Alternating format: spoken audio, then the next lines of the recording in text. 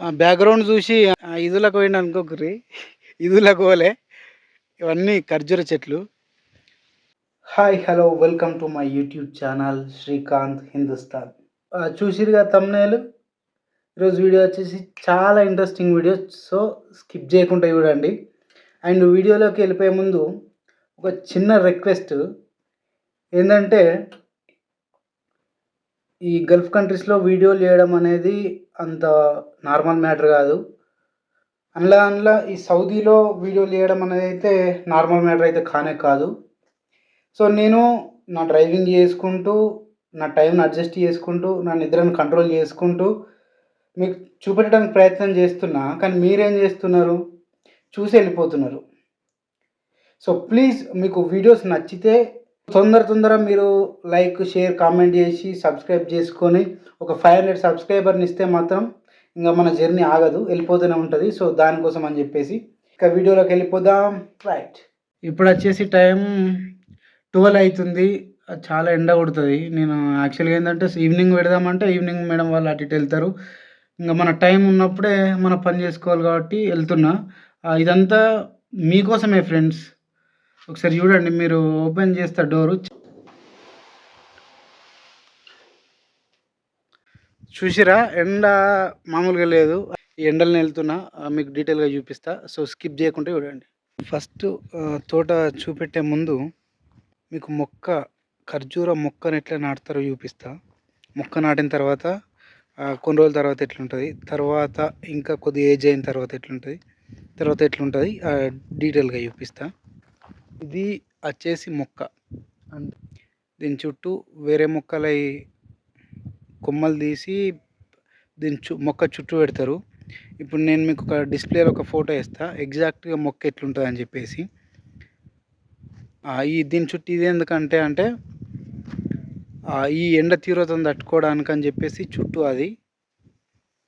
Medium size ఉన్న చెట్లను చూద్దాం. ఇప్పుడు నా వెనకాల కనిపిస్తున్న ఈ చెట్టు ఇది 2 సంవత్సరాల ఏజ్ ఉంటుంది. ఇప్పుడు మీకు చూపెట్టబోయే మన తోట అది ఒక 4-5 ఇయర్స్ ఉంటుంది. ఇది పక్కన వాళ్ళది, మా సారు దాని వాళ్ళకు అలానే ఫెన్సింగ్ చూడండి. ఈ చెట్లు చూడండి చాలా పెద్దగా ఉన్నాయి. చూసిరా? ఇగో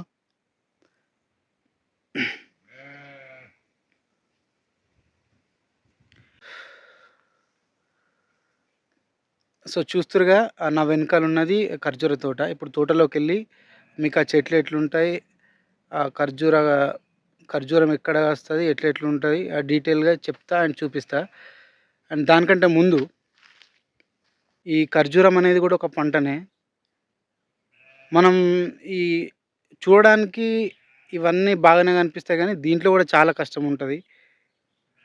ఇంకా రైతులు ఎక్కడైనా రైతులే. ప్రపంచం మొత్తంలో ఏ దేశం పోయినా రైతుల పరిస్థితి ఒకటే రకంగా ఉంటుంది. మాట ఎందుకంటున్నా అంటే నేను మీకు తోట చూపెట్టిన తర్వాత చూపిస్తా. అది ఇది తోట అండ్ అక్కడ ఉన్నాయి చిన్న చెట్లు. ఇది ఇక తోటలకైతే వచ్చేసిన. ఈ ఖర్జూర చెట్లు అనేటివి సేమ్ యాజ్ ఇట్ ఈజ్ మన ఈత చెట్ల లెక్కనే ఉంటాయి.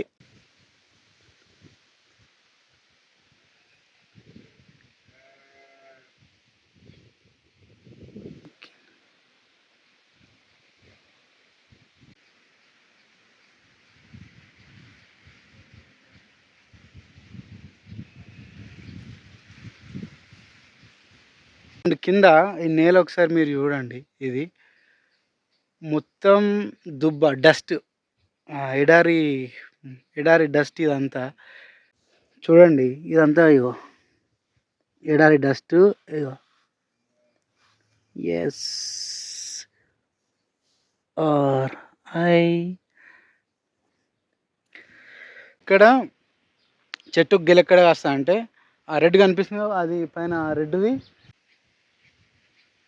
అక్కడ కనిపిస్తుంది కదా, ఆ రెడ్ది ఆ కట్ చేసిన దానికి గెల వస్తుంది అన్నట్టు.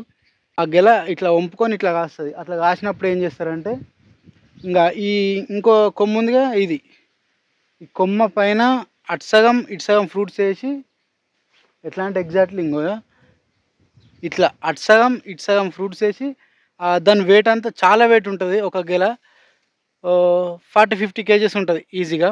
దాని గెల ఇంగో ఇట్లా ఆ గెల కింద ఆనకుండా, చెట్టు వంగకుండా దీని మీదేస్తే ఈ కొమ్మ ఇట్లా వంగి ఆగిపోతది. అండ్ ఇంకొకటేందంటే, ఆ తోట ఎట్లా సెట్ జేస్తారు అనేది గూడా ఇప్పుడు జెప్తా. ఒక్కొక్క చెట్టుకి ఎంత డిస్టెన్స్ ఉంటది. ఇప్పుడు సేమ్ ఎగ్జాక్ట్‌లీ ఎట్లా అంటే, ఇప్పుడు మన దగ్గర పామ్ ఆయిల్ తోటలు పెడుతున్నారు కదా! సేమ్ అట్లే. కానీ ఇది ఎప్పటినుంచో ఉంది గాబట్టి వీళ్ళకు చాలా దీని మీద ఎక్స్‌పీరియన్స్ చాలా అంటే చాలా ఉంటది.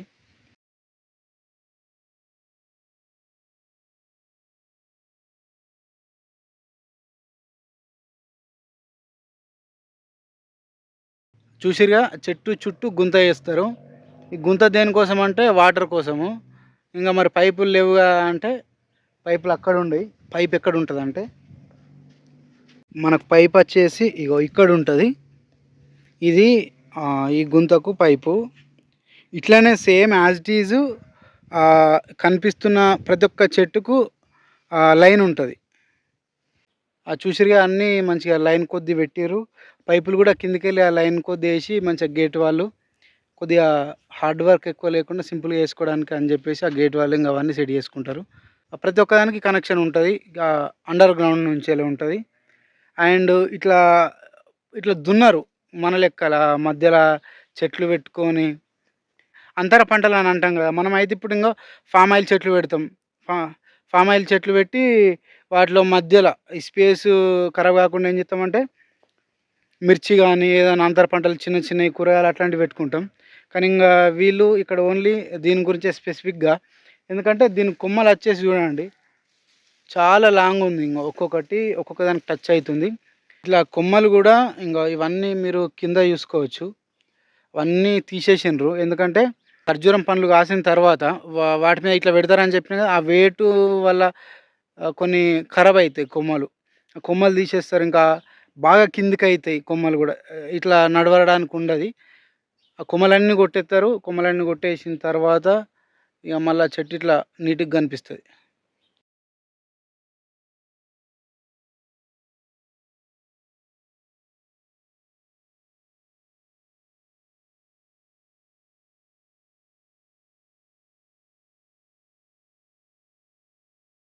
ఇంకొకటేందంటే ఇది చెట్టు ఉందిగా, ఈ చెట్టు పెట్టిన తర్వాత దీని సైడ్‌లకు మళ్ళీ మొలకలు చూసిర్రుగా? ఆ! మొలకలొస్తాయి. సైడ్‌లకు ఆ మొలకలు చూసిండ్రుగా? వాటిని ఇంగా కట్ చేస్తా ఉంటారు. ఇగో ఇవి చిన్న చిన్న పిలకలు. అవి పెరిగినాయనుకో ఎక్కువ నడవడానికి ఉండది. అండ్ చెట్టు గూడా ఎక్కువ కాయలు కాయది.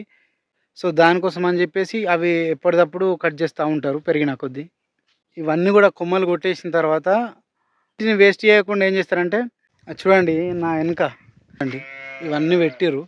ఇవన్నీ ఎండబెట్టిన తర్వాత బయట షెడ్‌లకు గానీ, ఆ గొర్ల వాటికి చిన్న చిన్న వాటికి ఏసుకోవడానికి. ఎందుకంటే రేకులేస్తే చాలా ఆ ఎండకు ఆ వేడి చాలా వేడయిపోతది. ఇంగ ఇవైతే కొద్దిగా కంట్రోల్ చేస్తాయి ఎండకు.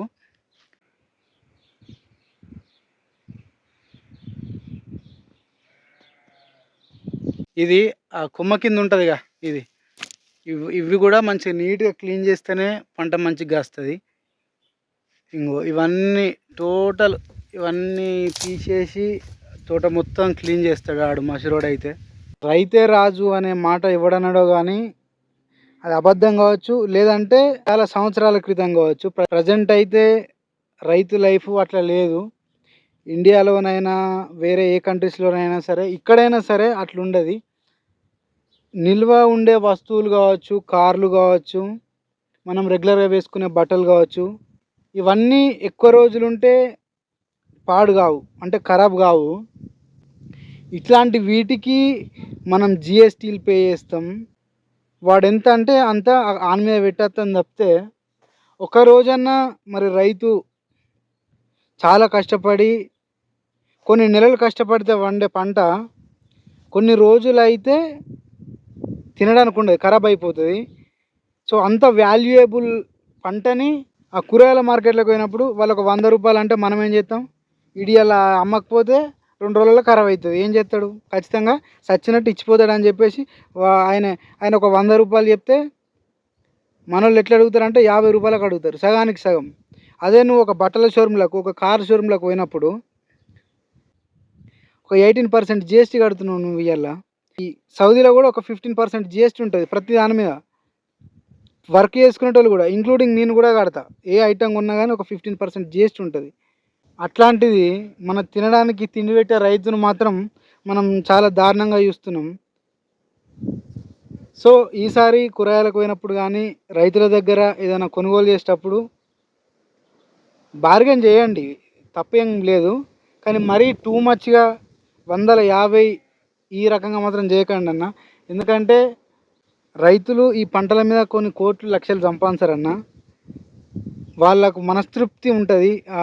పంటను చూస్తేనే వాళ్ళకు ఒక కన్న కొడుకుని చూసిన ఫీలింగ్ వస్తది కాబట్టి వాళ్ళు పంటలు పండిస్తారు తప్పితే, లేకపోతే నా లెక్క, నీ లెక్క మంచిగా దేశాలు పట్టుకొని తిరుగుడు, కొత్త కొత్త సిటీలు ఇవన్నీ వాళ్ళు కూడా ఎంజాయ్ చేసేటోళ్ళే కావచ్చు.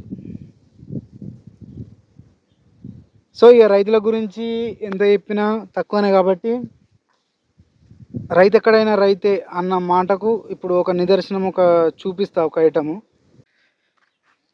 ఒకసారి ఈడ చూడండి, కనిపిస్తున్నాయి కదా సంచులు. ఎండల పక్కగా పెట్టిర్రు, పడేసిర్రు అన్నట్టు ఆల్మోస్ట్. ఇవి ఆడ గెలలు, ఖర్జూరం గెలలే. ఇవన్నీ కూడా ఖర్జూర పండ్లే. చూసిరుగా పరిస్థితి. ఎన్నో డబ్బులు ఖర్చు పెట్టి పంట పండించిన తర్వాత అవి ఎందుకు అట్లా ఉన్నాయంటే మద్దతు ధర లేకనే అన్న. రైతు ఎక్కడైనా రైతే అన్నది అందుకనే. వాటికి కూడా ఎన్నో డబ్బులు ఖర్చు అయినాయి. కానీ చాలా బాధ అనిపిస్తుంది, ఎందుకంటే మద్దతు ధర లేక రైతులు పంటలు ఇట్లా చాలా ఘోరం ఇది. సో, దీనికోసమే రైతు ఎక్కడైనా రైతే అని మాట్లాడినా. చూసిరుగా వీడియో. వీడియో నచ్చితేనైతే ఒక సబ్స్క్రైబు, షేరు, లైకు, కామెంటు. సో, ఉంటా. నెక్స్ట్ వీడియోలో ఇక్కడ గొర్రెలు, ఇంకా ఒంటెలు ఇవన్నీ చూసుకుందాం. బాయ్.